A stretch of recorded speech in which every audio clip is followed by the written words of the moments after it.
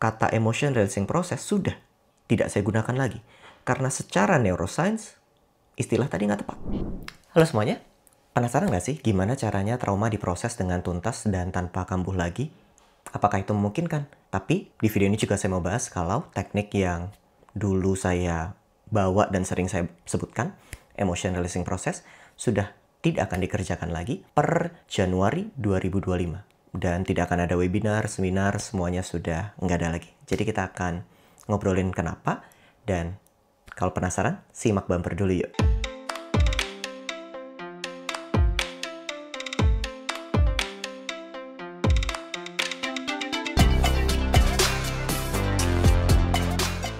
Halo semuanya, perkenalkan nama saya Dr. Jimmy Ardian, spesialis kedokteran jiwa, saya trauma terapis. Hari ini kita akan ngobrolin tentang gimana sih sebenarnya memproses trauma itu.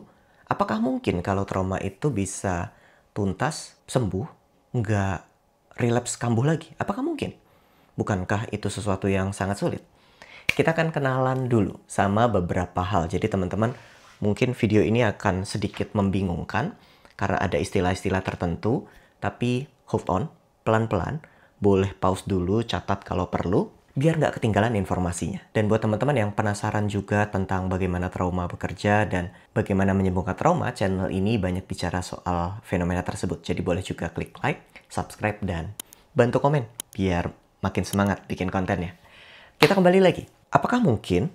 Jawabannya sebenarnya ada dua hal, teman-teman. Fase trauma itu penyembuhannya terbagi jadi dua. Kita mengenalnya, trauma terapis mengenalnya sebagai phase-oriented psychotherapy. Apa itu? Terapi yang berorientasi dengan fase. Karena dalam terapi trauma ada dua fase. Fase pertama adalah fase stabilisasi, di mana ketika seorang mengalami trauma, hidupnya mungkin sangat bergoncang sekali emosinya, atau mudah sekali tercetus emosinya. Nggak bisa untuk grounding, nggak bisa untuk mikir sehat, nggak bisa untuk sekedar bernafas pelan, nggak bisa sama sekali. Reaksi fisiknya intens. Nah, pada fase tersebut, sebenarnya yang perlu dilakukan adalah stabilisasi. Nah, ini fase 1. Stabilisasi dimaksudkan untuk agar seseorang tidak terdampak sangat berat dengan traumanya. Di fase ini, seseorang dilatihkan untuk grounding, untuk mindful, untuk regulasi emosinya, supaya reaksinya nggak terlalu intens. Fase kedua dari trauma-oriented psychotherapy adalah memproses traumanya itu sendiri. Ketika seorang sudah memiliki sumber daya untuk sedikit punya jarak dengan rasa sakitnya, bisa merasakan memorinya datang tapi nggak tenggelam-tenggelam banget. Nah, dia masuk ke fase kedua nih. Tidak cukup untuk sekedar stabilisasi, tapi dia perlu memproses traumanya. Nah, memproses trauma ini yang kalau dikerjakan dengan tepat dan baik, baru bisa membuat seseorang tidak relapse lagi, dan memori traumatik tadi terproses sempurna sehingga tidak lagi muncul dalam kesadaran dan mengganggu. So, bedakan dulu dua fasenya. Fase 1 nggak salah, tapi fungsinya stabilisasi. Fase kedua adalah memproses. Tolong teman-teman juga notes dulu, jangan memaksa ke fase 2. Kalau masih di fase 1, itu bisa sakit banget dan bukannya sembuh. Kita akan mengalami yang disebut re-traumatization, mengalami trauma ulang. Di fase kedua ini, apa yang dilakukan? Yang dilakukan sebenarnya bisa macam-macam. Brain spotting, EMDR, internal family system, you name it, hipnoterapi. Semua teknik-teknik perubahan dalam trauma ini mengerjakan fase kedua juga untuk memproses memorinya. Di sini, teman-teman, problemnya. Di tiap teknik itu semuanya mengklaim kalau mereka menyembuhkan trauma. Dan benar mereka menyembuhkan trauma. Tapi mereka berdasarkan fondasi yang sangat berbeda-beda. Internal family system bilang trauma dibawa oleh ego state tertentu, rasa sakit tertentu. ERP dulu juga. Lalu, apa tadi namanya? EMDR, Eye Movement Desensitization. Itu memori traumatik kita masih stay. Jadi harus diproses, di-reprocessing sehingga jadi memori normal. Brain spotting juga kira-kira serupa. Emosi itu adanya letaknya di subkortikal. Jadi area otak yang di lapisan lebih bawah sehingga nggak cukup mikir-mikir. Perlu diproses. Salah satu pemrosesannya dengan gerakan mata dan lain sebagainya. So, setiap teori punya hipotesisnya. Tapi pertanyaannya, kenapa mereka sama-sama bekerja? Kan aneh. Neuroscience menawarkan satu hipotesis yang sangat menarik. Menjelaskan kenapa teori dengan hipotesis yang berbeda-beda ini, yang cara kerjanya kadang bertolak belakang sekali, yang satu suruh dengerin, yang satu jangan dengerin, beda banget. Itu bisa memproses dengan sama. Trauma bisa sama-sama sembuh. Kita mau kenalan dengan sebuah fenomena yang namanya memory reconsolidation. Apa itu? Bahasa Indonesianya rekonsolidasi memori. Apa itu? Jadi gini teman-teman. Ketika memori kita tercetus atau dicetuskan, jadi sengaja atau tidak sengaja, saraf otak kita tuh kemudian mengaktifasi ulang area memori tersebut. Ada messenger yang keluar di otak kita, ada protein yang dipecahkan di otak kita, protein yang dibangun maksud saya dibuat di otak kita, dan lain sebagainya. Di dalam momen tersebut, jika pada saat memori dicetuskan ada hal lain yang bersifat paradoks didatangkan, maka proses rekonsolidasi memori ini akan terjadi. Bingung? Saya akan jelasin pelan-pelan. Pada saat memori kita dicetuskan, saraf kita kan aktif tuh. Lalu protein-protein keluar dan lain sebagainya. Kelihatannya memang sesederhana itu, tapi sebenarnya enggak. Di dalam momen itu, di dalam momen memori itu keluar, sekalipun itu menyakitkan, dalam rentang waktu 10-30 menit, ini memori ini rentan sekali untuk diintervensi, apapun bentuknya. Rentang waktu memori ini bisa diintervensi memang bisa memanjang sampai 6 jam, tapi yang paling optimal itu di 10-30 menit ini. Ketika memori ini diintervensi dalam 10-30 menit, memori ini bisa sekali untuk kemudian emosinya menjadi terproses. Dalam bahasa memory reconciliation bisa sampai erasure. Artinya apa? Emosinya bisa sampai hilang. Kita nggak lagi terganggu. Dalam 10-30 menit, apa yang diperlukan oleh memori ini? Memori ini perlu bertabrakan dengan sesuatu yang paradoks. Sesuatu yang neuroscience sebut prediction error. Apa itu? Maksudnya gini, ketika kita punya trauma, kita udah punya prediksi sendiri. Misalnya, oh dia akan meninggalkanku. Oh ancaman ini bahaya. Oh aku harus pergi. Oh gitu, kita udah punya prediksi sendiri.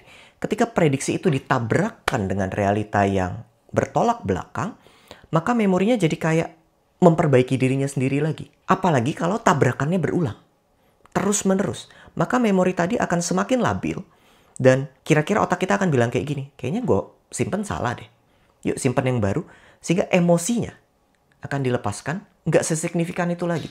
Proses ini yang disebut erasure atau annulment. Hilang emosinya. Problemnya ketika kita konseling biasa, cerita aja udah lebih dari 30 menit. Betul ya? Itu kenapa proses annulment atau erasure kadang-kala sulit sekali terjadi. Karena jeda dan rentang waktunya itu sangat terbatas. Oleh karena itu, dalam trauma terapi, beberapa modalitas itu nggak nyuruh buat cerita. Langsung saja. Kenapa? Dia memanfaatkan jeda waktu ini. 10-30 menit ini. Jangan sampai skip. Karena kalau skip, lebih panjang, bisa 1 jam, bisa 2 jam. Itu kenapa saya nggak mau nerima konsul lebih dari 1 jam sebenarnya. Ini rentangnya udah lewat. Nggak banyak perubahan yang bisa terjadi dan dilakukan, kecuali cuman lega dan merasa nyaman karena didengarkan. Yang mana nggak salah, tapi traumanya nggak selesai. So, ini yang disebut processing trauma. Kita memanfaatkan rekonsolidasi memori. Dan rekonsolidasi memori ini memungkinkan untuk perubahan secara transformasional terjadi. Emosinya benar-benar hilang dari memori tersebut dan nggak relapse. Kenapa? Karena begitu otak kita sudah menangkap, oh ternyata gue salah tangkap nih, pembelajarannya salah. Ya udah deh, emosinya dihilangin aja. Itu akan disimpan ke long term memory dan kekunci di situ. Sampai dia mengalami prediction error selanjutnya. Ketabrak dengan realita lain. Tapi kalau enggak, dia akan kesimpan dan long last. Inilah kunci perubahan yang transformatif. Bukan sekedar meregulasi emosi dan tidak ada habis-habisnya meregulasi emosi. Kita harus mencapai ke fase ini. Memorinya harus diintervensi. Itu kenapa kata-kata emotion releasing process itu nggak tepat, teman-teman. Karena yang kita lepaskan dari konteks kejadian itu bukan sebatas emosinya. Memorinya memang diintervensi, ditabrakkan oleh prediction error yang terus-menerus. So, kata releasing juga jadi nggak tepat. Karena nggak ada yang dilepaskan sebenarnya di sana. Otak mempelajari ulang apa realita yang sebenarnya lebih baik untuk kita pegang. So, itu kenapa kata emotion releasing process sudah tidak saya gunakan lagi. Karena secara neuroscience, istilah tadi nggak tepat. Kita mau berkenalan dengan modalitas baru yang saya bawa, namanya Trauma Processing Therapy. Banyak kesamaan dengan ERP yang dibahas di akhir tahun, 2024 akhir, tapi sudah jauh berbeda dengan ERP yang dibahas sebelum-sebelumnya lagi. Bentuknya sudah berbeda, protokolnya sudah berbeda, sehingga saya merasa tidak tepat untuk menggunakan nama yang sama. Actually bukan saya sih, guru saya ada yang ngasih tahu, itu namanya nggak tepat, tolong diganti. Dan, well, mari kita ganti. Karena memang namanya nggak tepat, secara semantik nggak pas. Kenapa trauma processing therapy? Karena yang kita proses langsung adalah memori traumanya. Proses rekonsolidasi memori tadi, itu lebih tepat disebut sebagai processing ketimbang sebagai releasing. Dan ini adalah bentuk terapi. Jadi, betul, mari kita terapi. Emosi kita bukan sesuatu yang pent up di dalam tubuh untuk dikeluarkan. Enggak. Emosi adalah proses subkorteks di dalam kepala kita yang manifestasinya memang dirasakan di tubuh, tapi sebenarnya itu adalah proses subkorteks di kepala kita yang artinya bukan dilepaskan dong, tapi diproses ulang dong di kepala sehingga rasanya bisa terlepaskan. Rasa terlepas itu adalah rasa, tapi sebenarnya secara aktual di kepala kita itu bukan melepaskan. Itu menyusun ulang. Itu alasan kenapa ERP tidak akan ada lagi. Karena dia nggak benar. Kita akan mengganti nama menjadi trauma processing therapy dan saya akan mulai bikin apa ya bahasanya itu kayak di YouTube tuh ada loh apa sih namanya yang channel member atau apa gitu saya lupa sorry. Akan ada membership untuk kita belajar bagaimana kita memproses trauma. Sayangnya di video itu kadangkala saya masih menyebut emotional listening process karena videonya udah take duluan sebelum keputusan ganti nama. Jadi maaf teman-teman. Tapi anyway, tetap sama, kita akan memproses traumanya dan kita akan belajar bagaimana caranya akan ada di membership. Video ini adalah pengumuman bahwa ERP nggak ada, kita ganti nama dan alasannya adalah karena secara neuroscience sebenarnya yang tepat adalah rekonsolidasi memori. Gitu, semoga teman-teman nggak bingung apakah trauma bisa sembuh atau enggak karena jawabannya bisa. Otak kita yang memungkinkan untuk itu, fenomena neuroscience yang memungkinkan untuk itu. Jadi mari kita tidak bawa terus-menerus ya. Sampai jumpa ketika kita berjumpa. Bye-bye.